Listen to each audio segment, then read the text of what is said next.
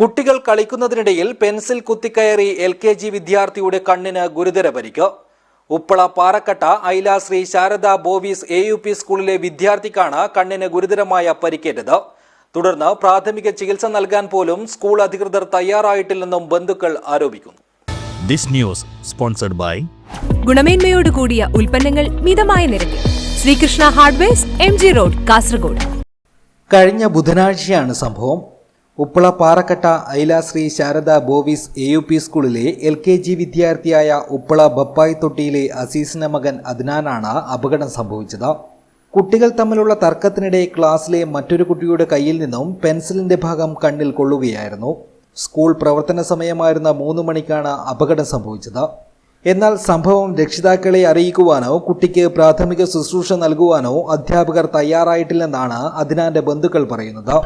മുഹമ്മദ് അദ്നാൻ എന്ന കുട്ടിക്ക് ശ്രീ ശാരദ ഐല ബോയ്സ് സ്കൂളിൽ ഇങ്ങനൊരു അപകടം പറ്റിയത് 29/7/2026 ബുധനാഴ്ചയാണ്. കുട്ടിക്ക് ഇങ്ങനൊരു അപകടം. ചെറിയ കുട്ടികളാണ്, LKG പഠിക്കുന്ന കുട്ടിയാണ്. അപ്പോൾ സ്വാഭാവികമായിട്ട് ചെറിയ കുട്ടികൾ അങ്ങനെ ഉണ്ടാവും, അത് സ്വാഭാവികമാണ്. പക്ഷേ സ്കൂൾ അധികൃതരുടെ മുമ്പിൽ നിന്ന് വലിയൊരു വീഴ്ചയാണ്. കുട്ടികളെ വീട്ടിലേക്ക് അറിയിച്ചിട്ട് പോലും പോലില്ല, കുട്ടിയെ ഹോസ്പിറ്റലിലേക്ക് കൊണ്ടുപോയില്ല, കുട്ടിയെ സ്കൂളിൽ നിന്ന് വീട്ടിലേക്ക് അയച്ചതാണ്. അപ്പോൾ പുറം ലോകം ഇന്നലെയാണ് അറിയുന്നത്. അപ്പോൾ 2 ദിവസം ഫാദർ മുനിയറ ഹോസ്പിറ്റൽ മംഗലാപുരത്തുണ്ടായിരുന്നു. 2 സർജറി കഴിഞ്ഞു. ഇന്ന് കുട്ടിയുടെ ഉപ്പ നാട്ടിലേക്ക് ഗൾഫിലാണുള്ളത്.